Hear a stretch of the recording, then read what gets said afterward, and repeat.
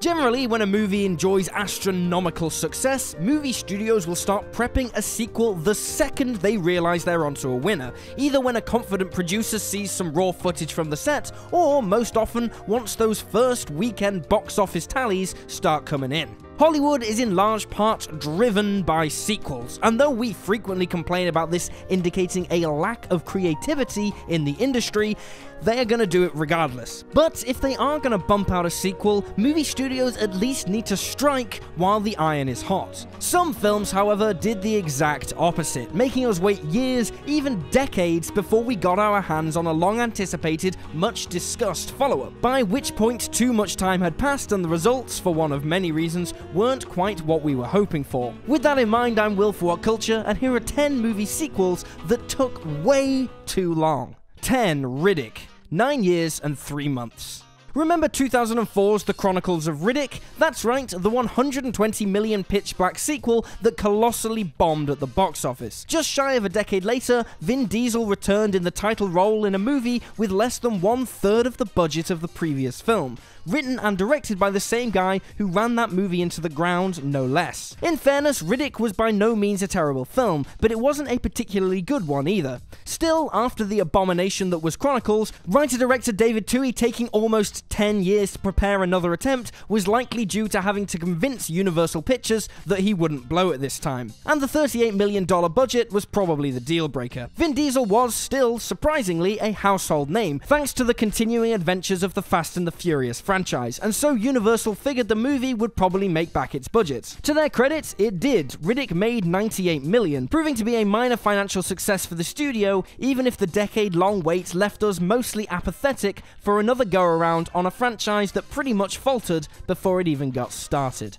9. Sin City: A Dame to Kill For. 9 years, 5 months. So, do you remember that Sin City sequel that everyone wanted? Well, it sort of finally happened, but given that Michael Clarke Duncan and Brittany Murphy are dead, they had to be recast. The film also featured 2 new original stories written by Frank Miller specifically for the film. Unfortunately, Sin City: A Dame to Kill For was a box office bomb. The reasons cited include a shoddy marketing campaign, the numerous recastings, mixed reviews, the movie's style lacking the freshness of the previous film, and the fact that yes, there was simply too much time between this and the original. Rodriguez shot himself in the foot by talking up Sin City 2 for too much over the years, with the script writing process beginning in 2006, and the film suffering constant delays ever since.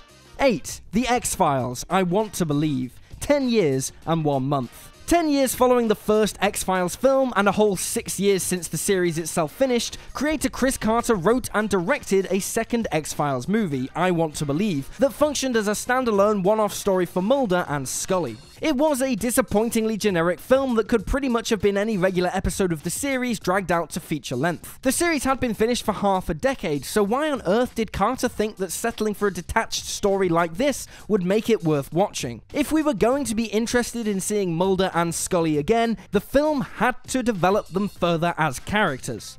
The movie was financially successful, though made only $68 million against a $30 million budget, which compared to the previous movie's $189 million is hugely disappointing. Had Carter struck while the iron was hot and got a movie released by 2005, then perhaps this would have been a much greater success. By 2008, most people had moved on from the X-Files, and this just seemed kind of desperate. 7. Terminator 3: Rise of the Machines. 12 years.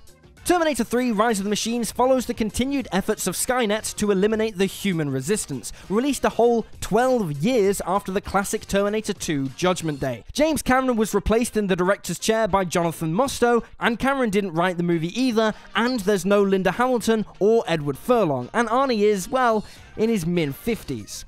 Now, T3 was by no means a bad film, but it just had the impossible task of living up to the previous 2 classics without the benefit of even having Cameron at the helm. Though the gap between the first 2 films was a hefty 7 years, the 12 years between T2 and T3 is a whole other story. The fact that John Connor had to be recast due to Edward Furlong's drug problems may not have occurred had the film been made in a timely manner, and of course, Arnie wouldn't have looked quite so old.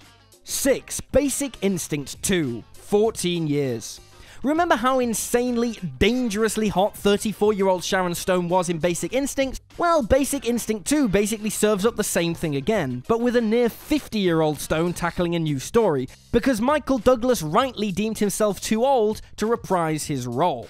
After a decade of languishing in development hell, Basic Instinct 2 was released in 2006 to a critical drubbing, largely due to its inane plot and cheesy performances. Stone did, however, receive some praise, and although she undeniably still looked great for a woman of her age, the film would have been infinitely more appealing had it just been made a few years following the first film as was originally planned. So long afterwards, it seemed kind of desperate, as though Stone was simply starring in a vanity project for the sake of it. Audiences appeared to agree, and it was a massive commercial flop. 5. Escape from LA. 15 years and 1 month. A decade and a half after John Carpenter's rambunctious Escape from New York became a cult hit, Carpenter brought starring man Kurt Russell back for another go-around, with 1996's Escape from LA, relocating a very similar premise to the West Coast. Though the urban troubles of LA in the early to mid-90s were what reportedly allowed the movie to be made, it had been initially given the green light in 1985, yet sat stagnant for around a decade, by which point there was evidently not much of an audience for the continued adventures of Snake Plissken.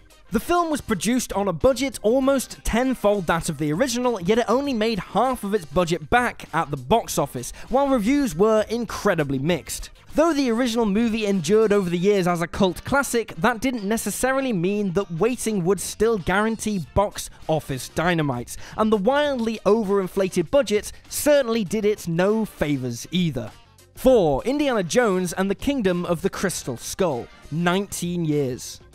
19 years after Harrison Ford and Steven Spielberg last enchanted us with an Indiana Jones movie, they were back with Part 4. The movie was a massive commercial hit and a decent critical success, even if hardcore fans of the series were generally less favourable, comparing the film negatively to the previous 3 films in the series, which had all been released within 8 years of one another. Almost 2 decades later, the adventure film and the Hollywood blockbuster had changed substantially, and it really didn't feel like Indy fit in anymore. Ford proved surprisingly lithe in the title role, but had Indy 4 been made even a decade earlier, he could have brought even more physicality to the performance. And there might not have been so much reliance on CGI, and Shia LaBeouf would still have been a nobody. By 2008, expectations were just too high, and Spielberg couldn't meet them.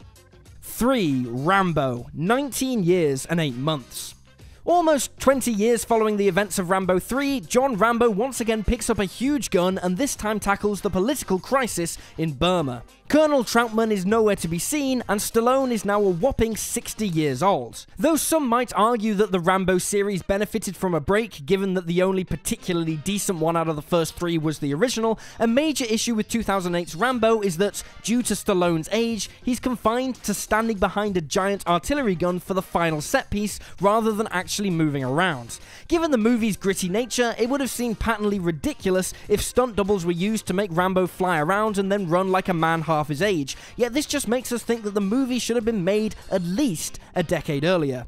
The lack of a Troutman cameo is also a shame given how much he meant to the series, and though the movie delivers a gratuitously, almost hilariously violent finale, it still felt like too little, too late. 2. Land of the Dead. 19 years, 11 months. George A. Romero is credited as the father of the modern zombie film, and his Of the Dead franchise enjoyed tremendous success with Night, Dawn, and Day, released over an admittedly protracted 17 years from 1968 to 1985. Romero's output then slowed way down, and it wasn't until 2005 that Land of the Dead helped reignite the franchise. Land of the Dead was actually a relatively watchable sequel that did solid business, even if it wasn't up to the standards of the 3 previous films, in large part because the zombie genre had changed so much over the 20-year gap. Romero did, to his credit, include some more current political allusions, but the real tragedy is that Land's success led to the resurrection of his series by the way of 2 incredibly subpar follow-ups. Diary of the Dead and especially Survival of the Dead were certifiable duds when compared with what came before. 1. The Wicker Tree. 37 years and 7 months. You might not know it, but the classically haunting 1973 horror The Wicker Man has a sequel, released nearly 40 years later and with only a tangential relation to the original film. Christopher Lee returns in cameo form, and original director Robin Hardy is back behind the camera, but that wasn't enough to earn it a cinema release in most countries. Likely due to the infamous reception of the 2006 remake rendering the words "The Wicker Man" dirty to an entire younger generation of viewers, The Wicker Tree didn't get a theatrical bow despite costing $8 million to make, and as a result was a financial bust. A ridiculous 4 decades later though, anyone who loved the original likely expected the follow-up to be a cash-in, and though Hardy didn't write the novel on which The Wicker Tree was based until 2006, he was certainly misguided in thinking that people were really interested in delving deeper into this mythology when the original stands so well on its own.